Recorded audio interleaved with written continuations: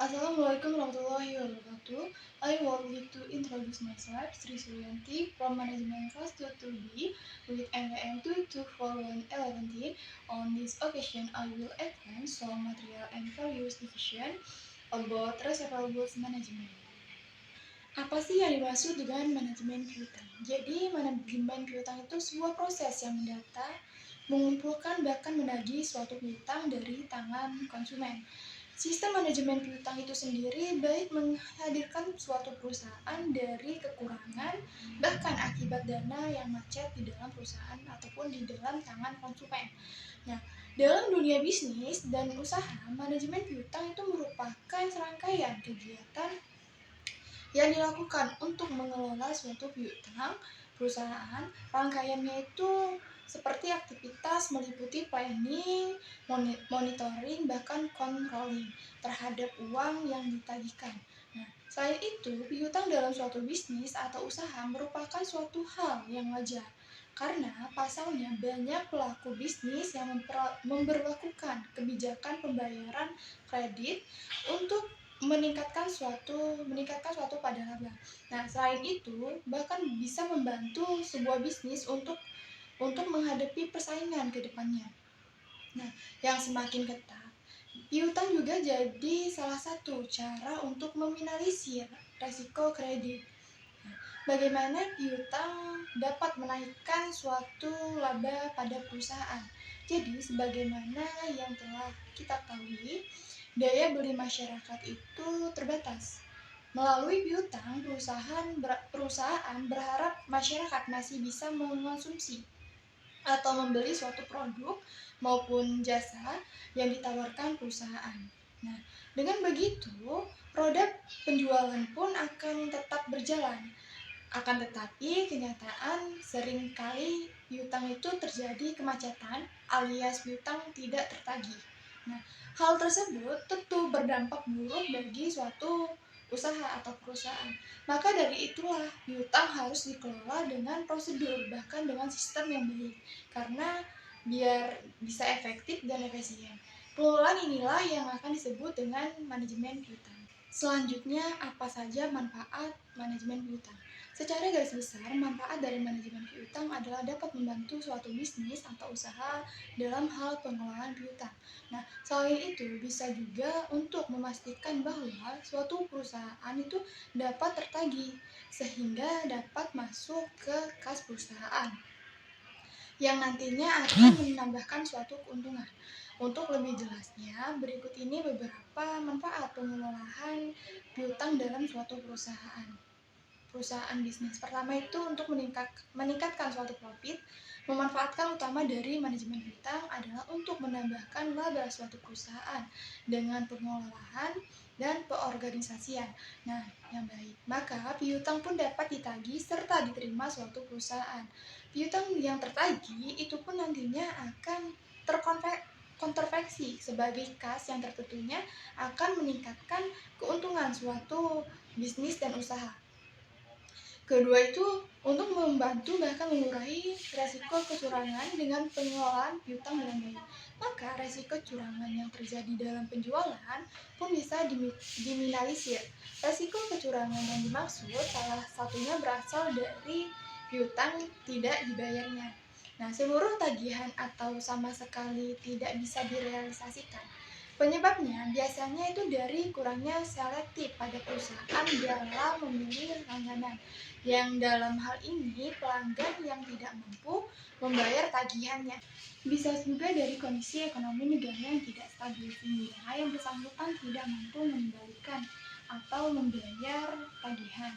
Selain itu, risiko kredit juga berasal dari banyaknya keterlambatan dalam membayar piutang. Nah, hal tersebut mengakibatkan kurangnya jumlah tagihan yang masuk pada harga pokok pembelian barang yang dijual secara kredit. Nah, akibatnya bukan mendapatkan untung, tapi melainkan berkurangnya suatu pendapatan suatu perusahaan. Resiko terburuk lainnya yang bisa terjadi itu biasanya gulung tikar alias bangkrut. Nah, ketiga itu dapat membantu menghadapi persaingan bisnis sebagaimana telah kita simak pada pembahasan sebelumnya, bahwa Penjualan secara kredit merupakan salah satu cara perusahaan untuk meningkatkan suatu laba. Nah, hal itu karena menerapkan penjualan kredit, pangsa pasar yang dapat dijangkau semakin luas. Setiap kredit ataupun piutang tentu mempunyai tingkat risiko, degree of risk tertentu. Namun, perusahaan dapat meminimalisir risiko tersebut dengan menerapkan beberapa syarat. Nah, syarat-syarat khusus tertentu disebut dengan 5C, di antaranya itu karakter. Setiap manajemen piutang suatu perusahaan itu harus memiliki watak, karena watak sifat atau pribadi yang jujur dari pemimpin perusahaan.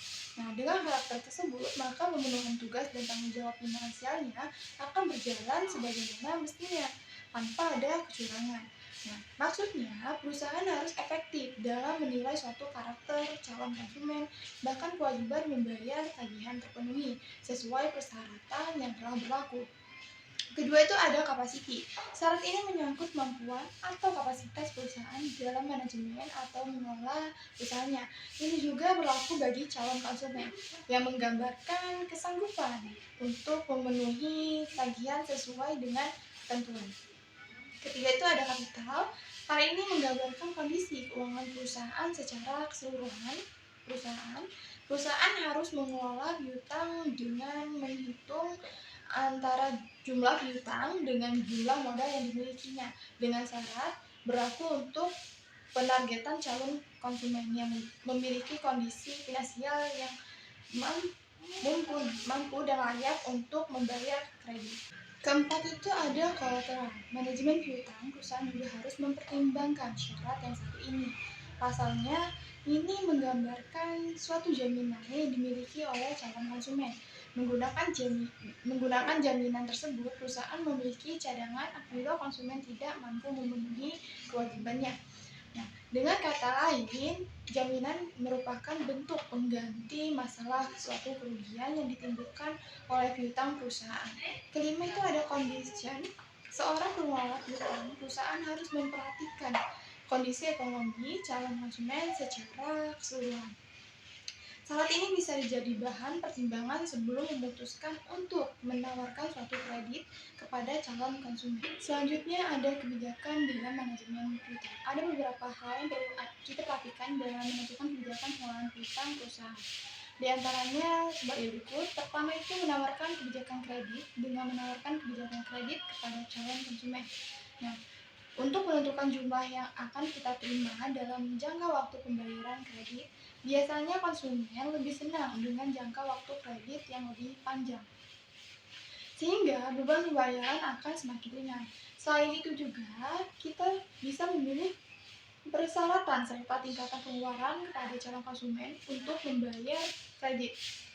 Kedua itu membuat standar kredit. Yang dimaksud dengan standar kredit adalah kualitas kelayakan kredit calon konsumen untuk melakukan pengajuan suatu kredit sesuai dengan ketentuan perusahaan.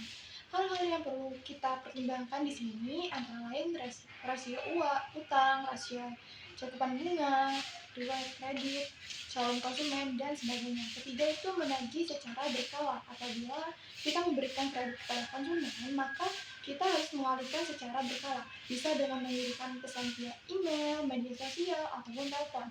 Hal tersebut dilakukan untuk meningkatkan suatu kesadaran konsumen untuk segera memenuhi kewajibannya dalam melakukan suatu pembayaran. Cara lain bisa dilakukan dengan kunjungan personal secara langsung ke konsumen. Beberapa perusahaan menengah ke besar itu biasanya membentuk suatu agensi penagihan untuk melakukan tugas bagian penagihan kredit. Selanjutnya ada analisis standar kredit. Standar kredit merupakan kualitas minimal yang digunakan untuk menilai apakah pinjaman layak untuk diberikan kredit ataupun pinjaman. Nah, dengan menentukan standar kredit, perusahaan bisa menentukan besaran pemberian kredit serta jangkauan waktu yang diberikan untuk melakukan suatu pelunasan. Nah, di sini ada beberapa versi kriteria dalam menganalisis standar kredit, yaitu 5C, 5P, bahkan 3R. Adapun analisis standar kredit 5C sebagai berikut. Pertama itu ada karakteristik. Pertama, perilaku pemohonan pinjaman yang meliputi kejujuran, keterbukaan, pengalaman, dan dalam meminjam dan perilaku umum lainnya. Kedua ada capability, itu kemampuan pemohon pinjaman dalam mengelola usahanya. Ketiga ada kapital, tentu utang yang diberikan bukan satu-satunya sumber daya, namun pemohonan juga harus memiliki modal. Keempat ada kolateral, itu pemohonan harus bisa memberikan jaminan pada pinjaman. Selanjutnya ada condition, keadaan yang terjadi ketika adanya transaksi atau pemohonan hutang baik secara makro maupun mikro. Selanjutnya, untuk 5P, sedangkan analisis 5P itu meliputi parti, pengelompokan calon pemohonan pinjaman. Purpose itu untuk tujuan pemohonan pinjaman, apa yang akan dilakukan dan digunakan dari dana pinjaman tersebut. Selanjutnya ada prospek, itu memprediksi aktivitas hasil dari pinjaman yang diberikan. Selanjutnya ada protection, adanya perlindungan atau jaminan atas aset atau uang yang dipinjamkan. Selanjutnya ada payment, itu untuk menganalisis apakah kredit yang dipinjamkan mampu dikembalikan atau tidak. Di sisi lain, prinsip analisis kredit 3R itu dijabarkan sederhana, namun cukup menggambarkan aspek-aspek sebelumnya. Pertama itu ada return, tingkat keberhasilan dari aktivitas hutang, baik bagi pinjaman maupun pemohonan pinjaman. Selanjutnya ada repayment, kemampuan pemohonan pinjaman untuk melunasi pinjaman. Selanjutnya itu ada risk, kemampuan pemohon dalam menanggung resiko apabila tidak mampu mengembalikan hutang. Selanjutnya ada proses manajemen piutang. Jadi, proses manajemen piutang ini melibatkan sejumlah tahapan, termasuk identifikasi piutang, penagihan piutang, catatan pembayaran, bahkan penyelesaian sengketa. Dalam laporan keuangan, dalam setiap tahap ini, perusahaan harus memiliki sistem dan prosedur yang efektif untuk memastikan pengelolaan yang baik. Pertama itu ada identifikasi piutang. Itu tuh melakukan pencatatan dan pengklarifikasian piutang dengan jelas dan tepat secara presisi dan efektif. Kedua itu ada penagihan piutang. Penagihan piutang itu mengirimkan pemberitahuan dan mendorong pembayaran piutang kepada pelanggannya. Selanjutnya itu ada pencatatan pembayaran. Apa sih pencatatan pembayaran itu? Itu tuh semacam mencatat suatu pembayaran piutang dan mengonfirmasi saldo piutang. Okay, that's all the material I conveyed. If there are words and sentences that are wrong, I apologize. I hope the material I convey is easy to understand. Thank you. See you next time.